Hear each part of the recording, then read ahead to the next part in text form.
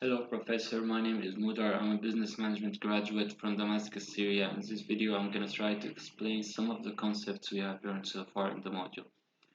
So, what is negotiation? Negotiation is a process in which two or more parties in a conflict attempt to come to an agreement. The negotiation process consists of four stages. The first stage is preparation. In this stage, we need to have clear objectives, like what is the main reason we are negotiating? What do we want? We should also identify our interests. Do we have any long-term interests? If we don't, we could go harder while negotiating. We should also prepare a list of tradables. What are we willing to trade in order to get what we want? So the second stage is exchanging information. The information provided to the other party should be well researched. In addition, we should listen carefully to the other party viewpoints. This could enable us to understand what they really care about. The third stage is bargaining. This is where each side tries to convince the other side to accept more of their position. Both sides are expected to make some compromises in order to reach an agreement.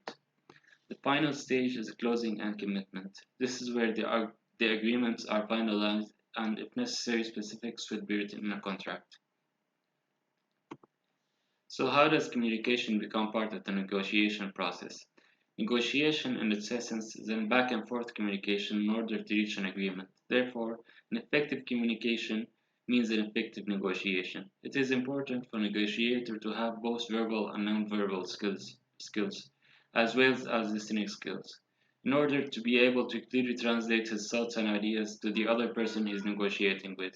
Communication is always the link that will be used to negotiate issues and argument, whether it's face to face, in writing, or on the phone. So each person or side involved in the process of negotiation gain an advantage by creating and maintaining a clear two-way communication. So how does culture impact negotiation? For some cultures, for example, the Spanish culture, the main goal of a business negotiation is to sign a contract between the parties. For other cultures, like the Asian, their goal is to build a long-term relationship. Some cultures follow a win-win approach and they have a collaborative view. Others follow a win-lose approach and are more competitive.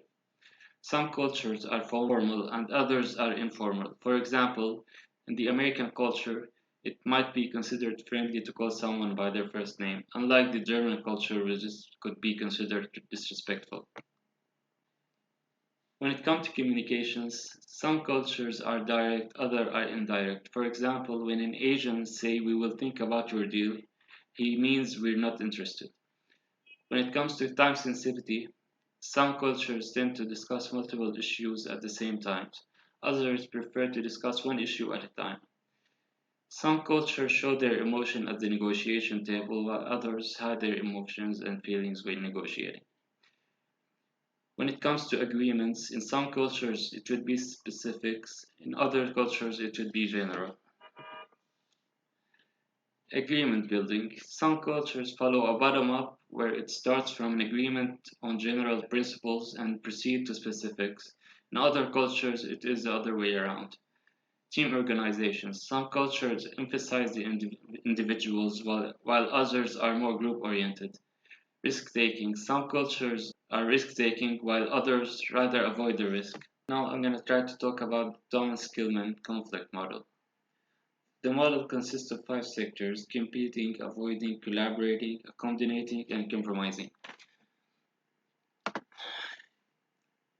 Competing, an I win, you lose approach when a person has one thing in mind, which is to achieve his goals even at the expense of the other side. This might be appropriate for emergencies or when we need to take a quick action. Avoiding is when we avoid the issue. This might be effective when we have no chance of winning or when we need to create some space.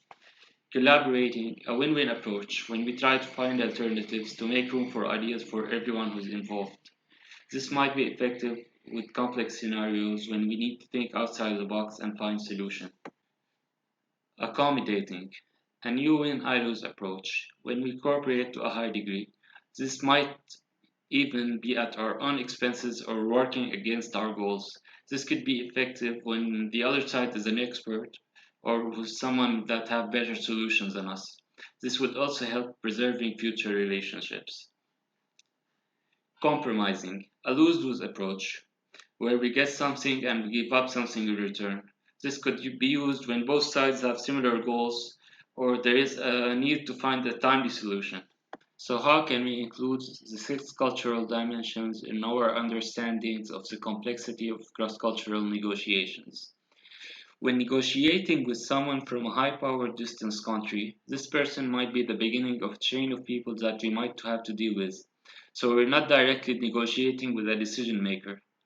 Also, when negotiating with people from a collectivist country, for example, like Japan, in most cases it would be a group negotiation rather than between individuals. This type of negotiations tend to be slower. People from masculine cultures tend to be competitive, unlike feminine cultures where they care about building relationships.